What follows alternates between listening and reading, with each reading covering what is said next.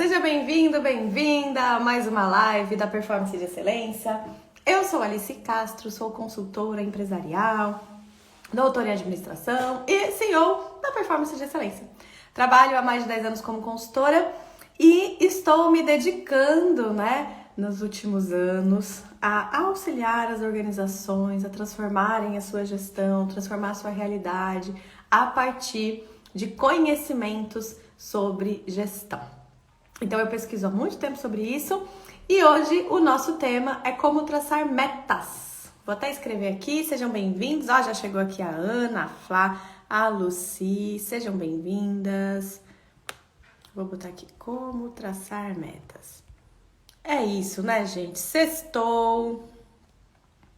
Inclusive, eu tava numa reunião agora com a pessoa e a tela dela ficou toda roxa. Dela, meu Deus, é sexta-feira 13. Daí eu falei, nossa, é verdade, sexta-feira 13. Mas é sexta-feira 13, dia de Nossa Senhora de Fátima. Então, vamos sextar com alegria aqui falando sobre metas, Dúvidas sobre como traçar metas. Por que eu tô falando sobre isso? Teve um dia aqui que eu tava fazendo uma live sobre estratégia. E aí, falei sobre como as pessoas às vezes traçam errado a meta. E aí, falei, quem quiser live sobre meta, comenta. E nós atingimos a meta de comentários para fazer essa live aqui. E aqui estamos nós.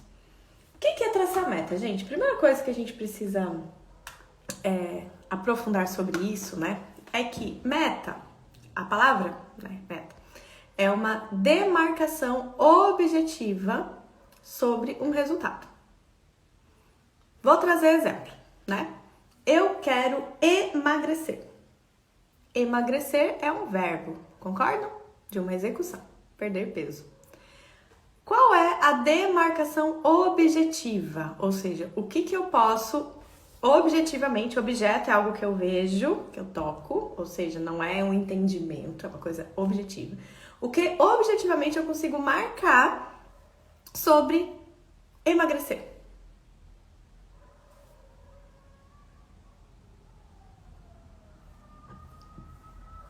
Várias coisas, Eu posso marcar meu peso, por exemplo, e eu estou com X quilos e eu quero reduzir para X quilos.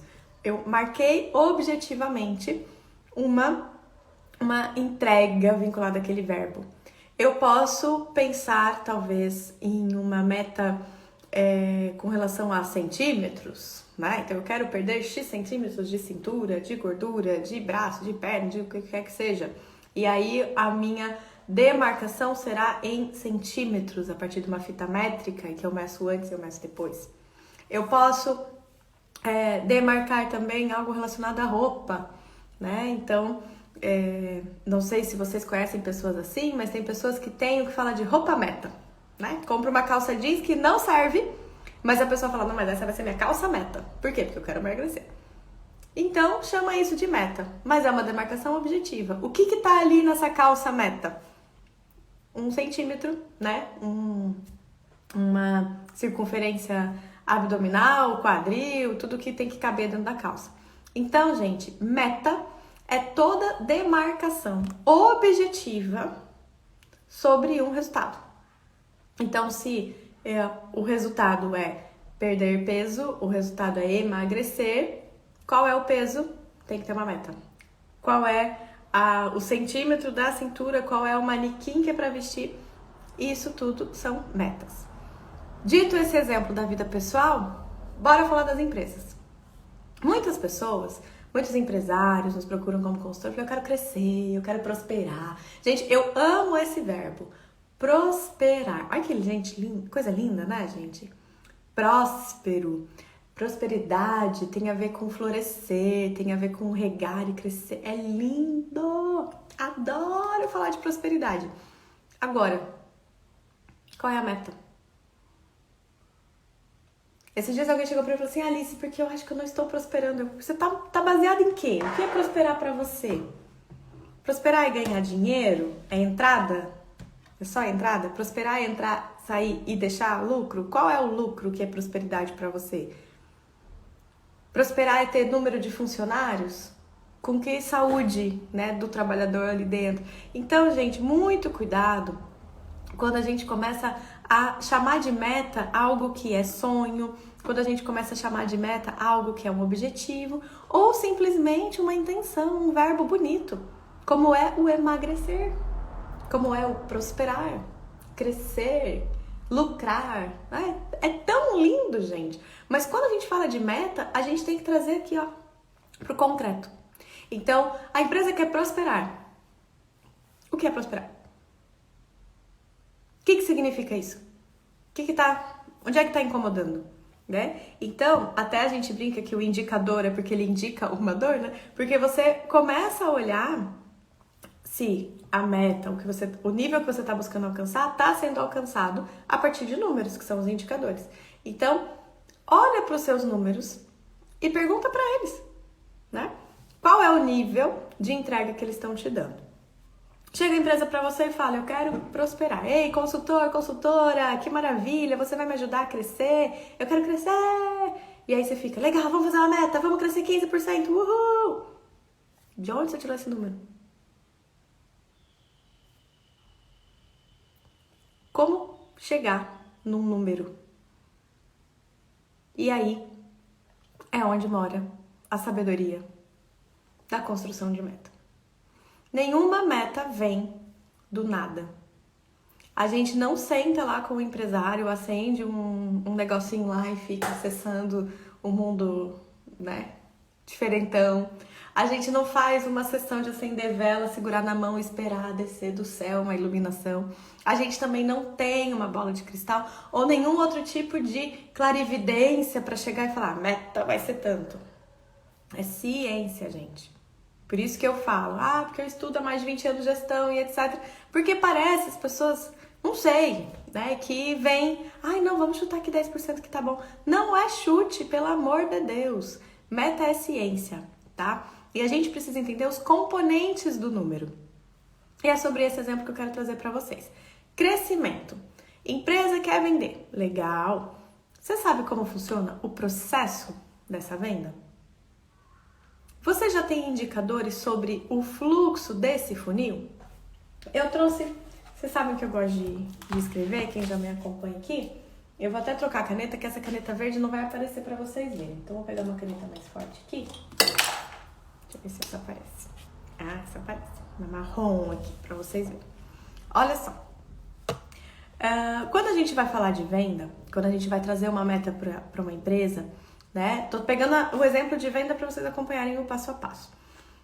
Eu preciso conhecer o processo gerador desse número. Então, se a empresa quer prosperar, quer vender mais, né? Digamos que esse seja o foco. A primeira pergunta que eu tenho que fazer é, como é o seu processo de venda?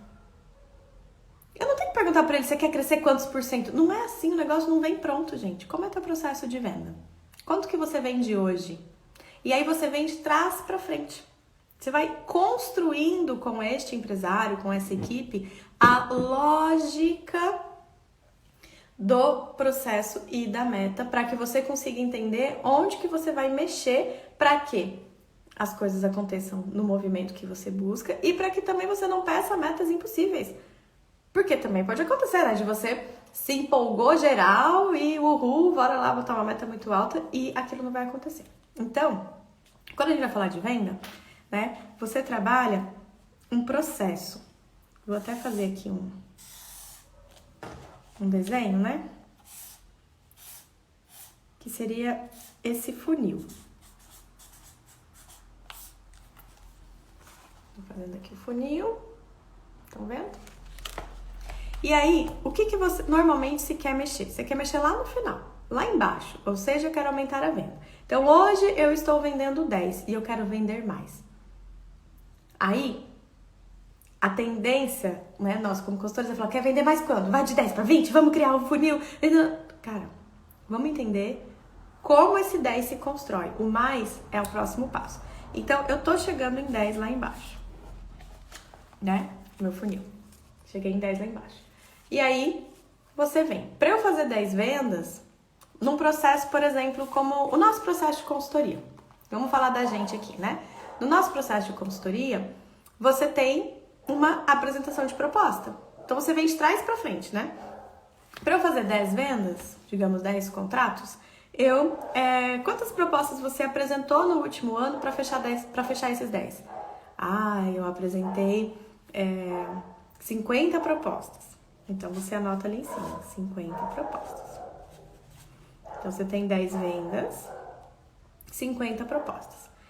Quantos contatos você fez antes de chegar, né, de poder fazer as 50 propostas? Então, de onde que veio essas 50 propostas? Foi indicação? Foi busca ativa de cliente? Você entrou em contato, né, com pessoas nas redes sociais se oferecendo e aí conseguiu fazer proposta? Então, você vai ver qual é o número de contatos que você fez para chegar nessas 50 propostas. Porque não chega assim, todo mundo que conversa com você vira proposta, né? Tem gente que conversa que você nem tem a oportunidade de fazer uma proposta. Ou você mesmo, quando conversar, você fala, não, isso aqui não tem nada a ver comigo, não. Não vou nem fazer uma proposta porque eu nem posso atender esse cliente que não é meu ramo, né? Então, digamos que lá você tem 100 contatos. Ó, estamos crescendo o funil, tá vendo? Eu não tô fazendo meta nenhuma, só disse. Eu vendi 10, fiz 50 propostas e 100 contatos para chegar nesses 50 propostas. E aí, daqui a pouco você tá no digital, né? Você tá fazendo uma divulgação, você fala, nossa, faz sentido eu analisar quantas pessoas eu tenho na minha rede, na minha base? Faz sentido. Porque quanto mais gente eu tenho na base, mais contatos eu faço. Quanto mais contatos eu faço, mais propostas eu faço. Quanto mais proposta, mais venda. Então, o meu número de seguidores, por exemplo, no LinkedIn é relevante aqui. E eu tenho 2.000 seguidores. Ó. Então, nós temos aqui, dentro desse funil, estão acompanhando aí? O cliente, ou nós estamos falando, quero aumentar a venda. Antes de eu trazer uma meta de venda, eu tenho que entender o comportamento do processo inteiro. E aí eu vou subindo esses degraus para eu entender. Eu tô falando do funil de venda, gente, mas isso acontece em qualquer processo. Todo processo, você vai cavucando ele de trás para frente e você vai achando as causas e consequências, tá? Essa é a lógica, né, de visão sistêmica dos negócios. A teoria dos sistemas diz que tudo está conectado e o bater de uma borboleta causa um terremoto em outro lugar, né? Então, às vezes a gente quer mexer numa meta e não vê que ela está conectada com outra. Ou a gente mexe em uma e acha que não vai ter impacto em outra. Então, por isso que traçar metas é sempre olhar o todo do processo e de como que tá funcionando ali. Então, nesse exemplo que eu tô dando aqui pra vocês, eu tô falando de funil. O cara quer vender mais. Antes de eu traçar a meta, eu entendo o número histórico. Então, gente, não tem chute. Não dá pra você chegar e falar assim, porque fulano vende 20, eu quero vender 20 também. Mas se tu tá vendendo 2, de 2 para 20, o esforço é bem diferente. Não fica se comparando, pelo amor de Deus. Olha a tua história primeiro, né? Você como consultor, olha a história do cliente. Levanta esses dados. Aqui nesse caso, né? 2.000 seguidores, 100 contatos, 50 propostas, 10 vendas. Legal. Vamos trabalhar conversão. Qual a taxa de conversão de um para o outro? Vou pedir a ajuda aqui. A pessoa tá fazendo a live com o celular e essa hora, sexta-feira, 5h50, né, gente? Meu cérebro já não tá assim tão maravilhoso, não. Então, eu vou fazer aqui meio, né? Vocês me ajudam se eu fizer alguma conta errada, mas 2.000 seguidores para 100 contatos, eu tô falando aqui de... Vai dar um tilt mesmo, hein? 20%? Acho que é isso, né? De conversão.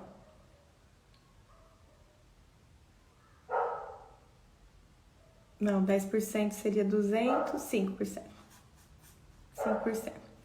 Dos 100 contatos, 50 propostas, aí já ficou mais fácil, né? 50. E das 50 propostas, 10 vendas, 20%. Agora sim. Então, eu vou encontrando no caminho as taxas de conversão, o quanto que é a distância de um para o outro.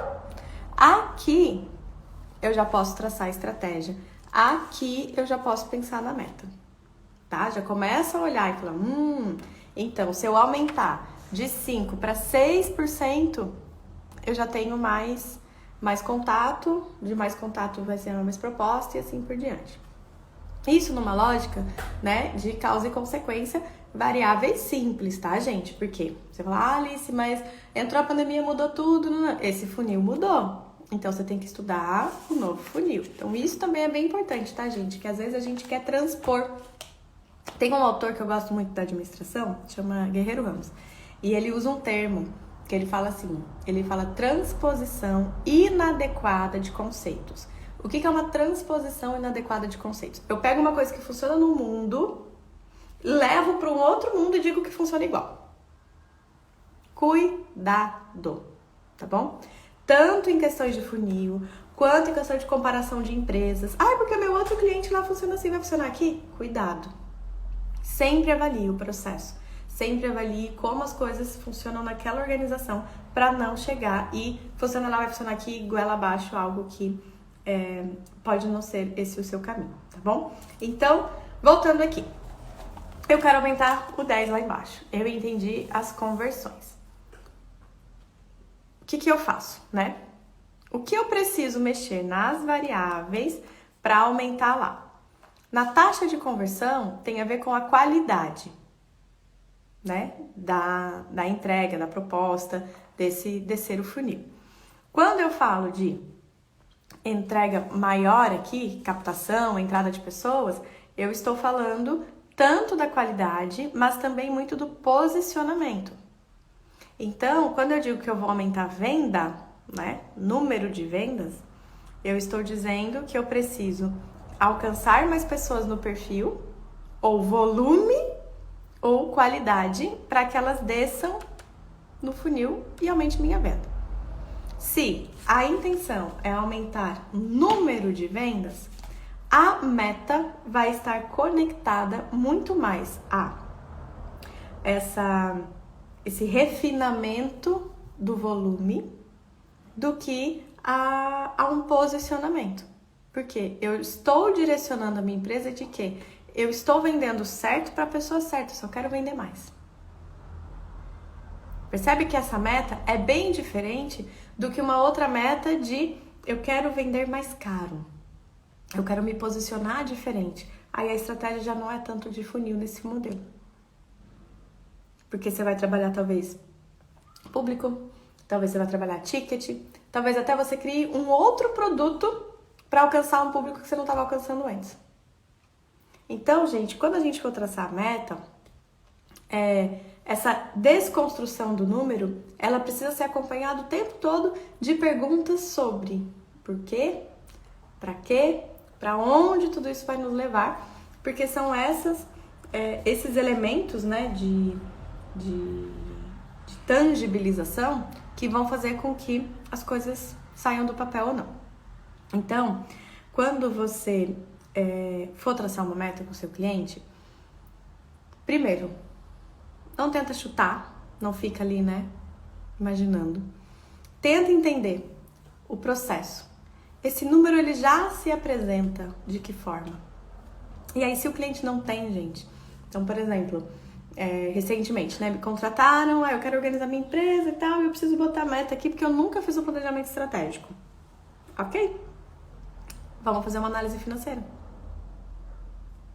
Mas eu tô falando de planejamento estratégico. Eu falei, querida, não tem como botar uma meta estratégica nessa organização sem entender o histórico dela. A gente trabalha com o modelo de excelência da gestão, né? Ontem, inclusive, estava ministrando curso para as candidatas do Prêmio Catarinense desse ano. E, gente, não tem como eu falar de resultado se eu não olho histórico de número. Então, toda meta, voltando ao exemplo que eu dei do emagrecer, se você quer emagrecer, né, ou se a meta é perder peso, o primeiro parâmetro é o peso atual. O segundo parâmetro é o teu metabolismo. Eu não posso esperar que uma pessoa que já é atleta, que tem hábitos saudáveis, etc., tenha o mesmo ritmo, né? perca peso no mesmo ritmo que uma outra pessoa que tem outras condições de saúde. Então você percebe que para eu traçar meta, eu preciso entender os dados que já tem na organização, entender o objetivo com cada uma das metas. Eu preciso perguntar sobre o processo que gera esse número, de onde vem para onde vai. E eu preciso buscar dados. Onde que essa empresa já foi, para onde que ela já levou essa equipe, né? Qual o resultado que a gente já alcançou. É bom também, né? Eu chamo de apetite do sócio, né? É bom você perguntar também, poxa, o que você idealiza? Você pensa numa empresa gigante, você quer uma coisa mais enxuta, para você é mais importante, como eu falei, o volume de vendas, né? O mesmo produto várias vezes, ou você quer aumentar o ticket, tá disposto a novos produtos, porque daí a meta e a estratégia vai ser outra. Então esse diálogo é muito importante, que a gente tenha abertura com o nosso cliente, com o empresário, com a empresária, para discutir não só o número, vamos aumentar em 10% ou em 11%, mas discutir os motivos, discutir o processo que vai gerar esse número, esse resultado. E os meus cachorros estão aqui enlouquecidos. E é isso. Então, quando você for traçar uma meta, olha o número, o histórico. Pede para a organização te mostrar tudo que tiver sobre aquilo, conversa sobre o processo, pede para te apresentar, porque é muito importante que a gente aprofunde, sabe? Como diz meu irmão, desce essa ladeirinha ali, dá a mão pro empresário, vamos junto olhar a fundo de onde que eu vou tirar esse número, onde que a gente vai mexer para ele acontecer, para que a gente não iluda o empresário, né? No sentido de achar que a meta tá fácil, coisas assim. E também para que a gente não faça uma transposição. Ah, lá funcionou, então é igual aqui. Não. Sempre cada cliente é único, cada história é única. E esteja disponível, consultor, consultora, para revisitar. Quantas vezes a gente faz uma meta, faz tudo isso aqui bonitinho, e na prática o mercado responde diferente. Tem um movimento empresarial distinto, né? Acontece uma questão da economia, muda tudo. O funil é outro, o processo é outro, a resposta do cliente é diferente ao que você esperava. Você tem que saber abrir mão também. E olhar e falar, fizemos uma meta, alcançamos, não alcançamos, vamos refazer. Reduz a meta se for necessário, ajusta, dá um passo conforme a perna. E aí, eu defendo muito, né, uma postura de que uma meta desafiadora, ela não pode bloquear a equipe, né, ao ponto da equipe nem tentar, porque sabe que vai ser impossível. Então, essa nuance, né, de, peraí, se fica fácil demais, a própria liderança fala, mas isso não é meta, o pessoal já faz, é fácil demais, então tem que ter desafio. Mas se fica desafiador demais, a equipe se intimida e nem tenta. Então, qual é o meio termo, né? Como encontrar esse equilíbrio?